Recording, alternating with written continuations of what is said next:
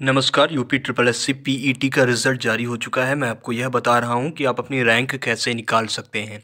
क्योंकि जो अभी रिज़ल्ट आया है उसमें सिर्फ़ 3 चीज़ें दी गई हैं। पहला आपका स्कोर दिया गया है, दूसरा आपका नॉर्मलाइज़्ड स्कोर दिया गया है और जो थर्ड है वो आपका परसेंटाइल दिया हुआ है। तो उन तीनों से आप अपनी रैंक कैसे निकाल सकते हैं और एक बात यह कैसे क्लियर होगी कि आप लेखपाल वाला एग्ज़ाम देने को पाएँगे, आपको वो मौका मिलेगा या नहीं मिलेगा।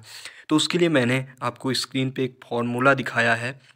Rank is equal to 100 minus percentile into 17,61,000 upon 100। ये फार्मूला आप देख लीजिए, फिर से कहीं नोट कर सकते हैं। रैंक बराबर 100 माइनस परसेंटाइल गुणे 17,61,000 बटे में 100। आप इस फार्मूले से आप अपनी रैंक निकाल सकते हैं। ये मैं फार्मूला आपको कमेंट बॉक्स में भी लिख दूंगा। तो आप इसमें करिएगा क्या, जैसे किसी अभ्यर्थी की परसेंटाइल 90 है, 90 परसेंटाइल है, तो आप अपनी रैंक कैसे निकालेंगे। मैं आपको अभी यह भी बताऊंगा कि आपका सिलेक्शन हो पाएगा इतने में कि नहीं हो पाएगा। तो मान लीजिए आपकी परसेंटाइल 90 है, तो आप उसको फार्मूले में अप्लाई कर देंगे। 100 माइनस 90, 100 माइनस 90, 100 माइनस 90 गुणे 17,61,000। नीचे ये जीरो कट गए, है ना। और 100 में से 90 गया, बचा आपका 10। यहाँ पे हमने 10 लिख दिया है। 17,610, 17,610 बचा, क्योंकि ये जीरो और ये जीरो कैंसिल हो गए थे। तो 17,610 और 10 का गुणा हो जाएगा तो हो जाएगा 1,76,100। तो ये रैंक है किसकी, जिसकी 90 परसेंटाइल है। कैसे रैंक है अभी उसके बारे में हम चर्चा करेंगे। इतने में आपका सिलेक्शन होगा कि नहीं उसकी भी बात करेंगे।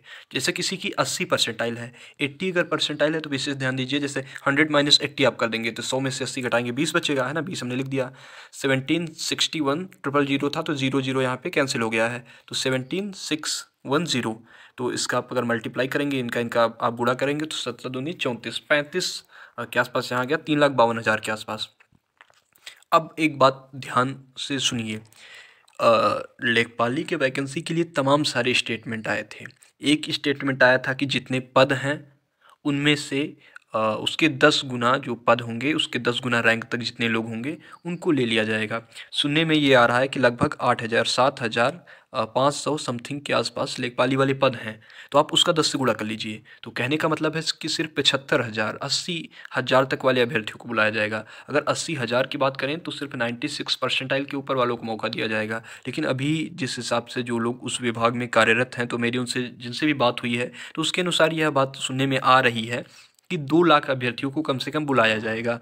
आप ऐसे समझ लीजिए कि जिनके 65 मार्क्स या 70 मार्क्स के ऊपर है उनको बुलाया जाएगा। ये एक तरह से अनुमान लगाया जा रहा है। हालांकि ये चीज़ें भी बहुत स्पष्ट नहीं हैं, क्योंकि जब तक ये आपका राजस्व विभाग का लेखपाली वाला जो नोटिफिकेशन है वह नहीं जारी हो जाता है, तब तक ये चीज़ें सिर्फ और सिर्फ अनुमान लगाए जा सकते हैं। तो अनुमान के आधार पर ही वो चीज़ें कही जा रही हैं कि मतलब ये है कि 2 लाख जिनकी रैंक है उन विद्यार्थियों को जो लेखपाली वाला एग्ज़ाम है वो देने की छूट मिलेगी। तो अगर 2 लाख रैंक की अगर आप बात करें तो जिनका 88 89 परसेंटाइल है उसी के आसपास जो विद्यार्थी हैं, 88 या 89 परसेंटाइल या मे बी 85 तक भी जा सकता है, तो उसके ऊपर के जो परसेंटाइल वाले विद्यार्थी हैं वो ये उम्मीद करें कि वो लेखपाली वाला एग्ज़ाम दे सकते हैं। क्योंकि अभी सिर्फ और सिर्फ रिज़ल्ट आया है। रिज़ल्ट में चीज़ें, हालांकि आप अपना यह देख सकते हैं कि आपका स्कोर कितना है, आप कितना कर पाए हैं, लेकिन उसमें बहुत ज़्यादा चीज़ें क्लियर नहीं है। यह क्लियर नहीं है, उसमें कट ऑफ दी नहीं गई है, आपका यह भी स्टेटस नहीं है कि आप उसको पास हैं कि नहीं पास हैं, ऐसा कुछ उसमें नहीं दिया गया है।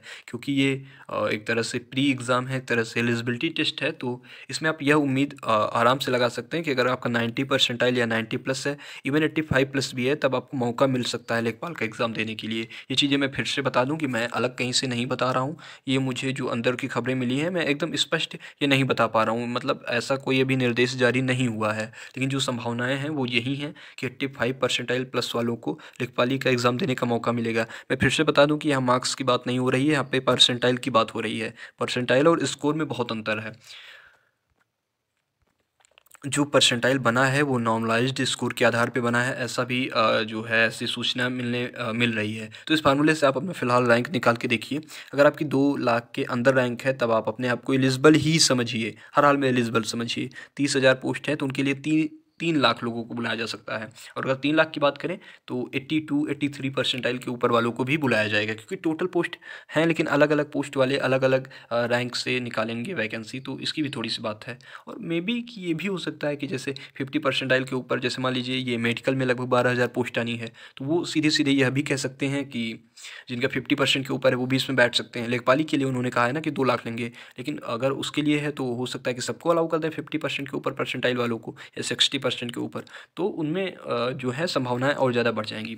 फिलहाल यूपी ट्रिपल एससी से जुड़ी जो भी छोटी-मोटी खबरें आती हैं, जो भी जानकारियाँ मिलती हैं, हम आप तक अपडेट ज़रूर देंगे। जिन्होंने अभी तक रिज़ल्ट नहीं देखा है, वेबसाइट में कुछ इश्यू चल रहा है, मैं आपको कमेंट बॉक्स में उसका लिंक दे दूँगा, आप वो रिज़ल्ट देख पाएँगे। तब तक स्टे ट्यून्ड रहिए द यूनिवर्सिटी कनेक्शन पर। कोई सवाल है तो कमेंट बॉक्स में छोड़ जाइए। इस भर्ती को या इस परीक्षा को बहुत समय से कवर करते रहे हैं, इसकी सारी सही और सटीक जानकारियाँ देंगे। तब तक स्टे ट्यून्ड रहिए द यूनिवर्सिटी कनेक्शन पर। धन्यवाद, नमस्कार।